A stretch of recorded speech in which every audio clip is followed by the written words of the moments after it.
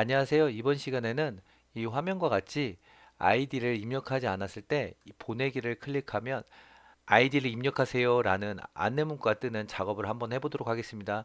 이거는 사실 너무 간단한 작업입니다. 이 폼이 이렇게 있다면 여기에서 보내기 버튼에 온클릭을 추가한 다음에 여기에다 함수명을 하나 만듭니다. 함수명을 만들었다면 위쪽에다가 함수를 그대로 호출을 해줍니다.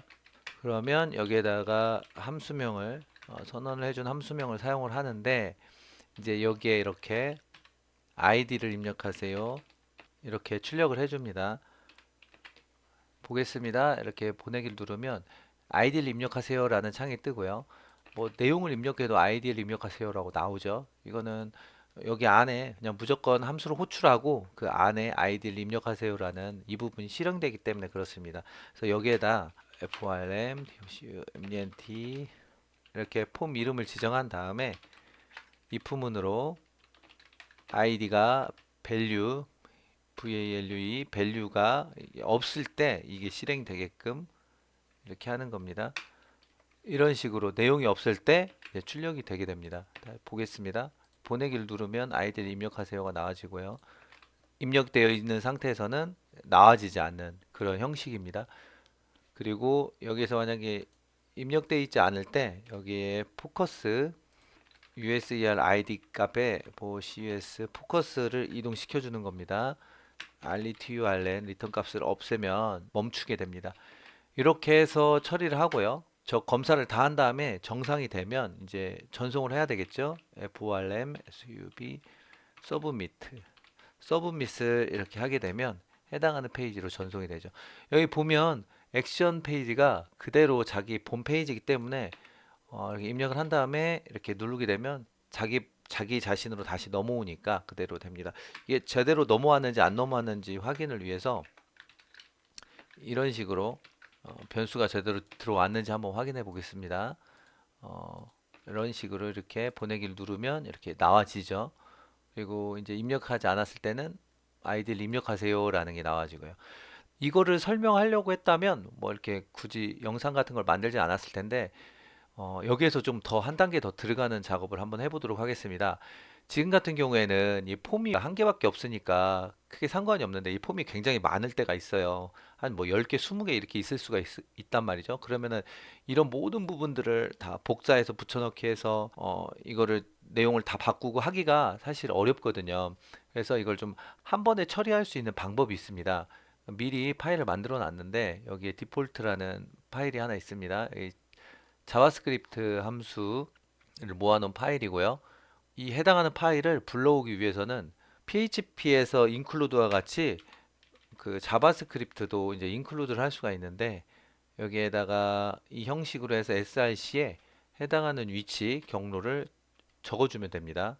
렉처 안에 JS라는 폴더 안에 디폴트 JS라는 게 있죠.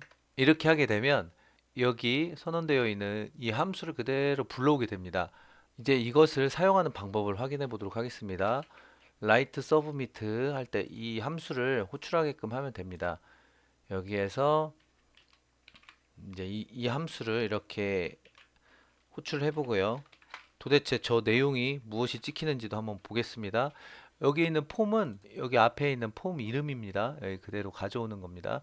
이제 중요한 게 여기에다가 값을 넣어야 되는데 s 언더바 required를 넣고요. 그 다음에 item name니 넣고 id라고 입력을 합니다. 그러면은 여기서 새로 고침 누르신 다음에 그 다음에 여기에서 보내기를 누르면 id는 필수 입력 사항입니다. 이렇게 나와지죠. 그 다음에 폴스가 나와지고요. 그 다음에 1111 넣어보겠습니다.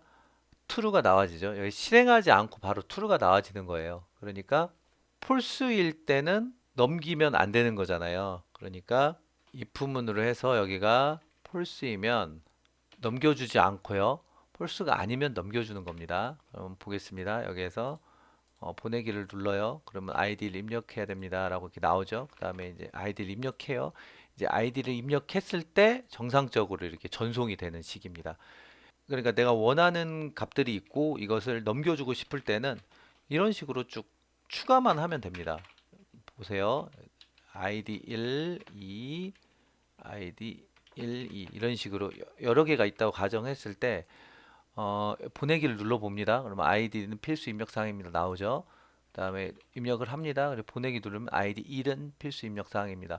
뭐 이런 식으로 해서 순서대로 이 부분을 다 체크를 할 수가 있습니다. 되게 간단하죠. 아까 전에 뭐 이품은 넣어가지고 포커스도 넣고 막 여러 가지 넣었지만 여기에서는 딱 이 두 줄만 넣으면 됩니다. 이거는 필수 입력 사항이라는 그런 내용이에요. 파라미터가. 그러면 여기 소스를 보시면 이런 값들 있잖아요. 그래서 이거를 넣게 되면 여기에 실행이 되고 그다음에 뭐 브레이크 잡고 뭐 이런 내용들이 있습니다. 전송하고자 하는 폼이 많은 경우에는 일일이 다 이렇게 체크해가지고 하기가 어려우니까 이렇게 함수를 하나 만들어서 이것을 그때그때마다 활용을 하면 되게 간단하게 코딩을 처리를 할 수가 있습니다. 이렇게 해서 라이트 서브미트 함수 관련된 거 한번 알아봤습니다. 감사합니다. 지금까지 신서방이었습니다.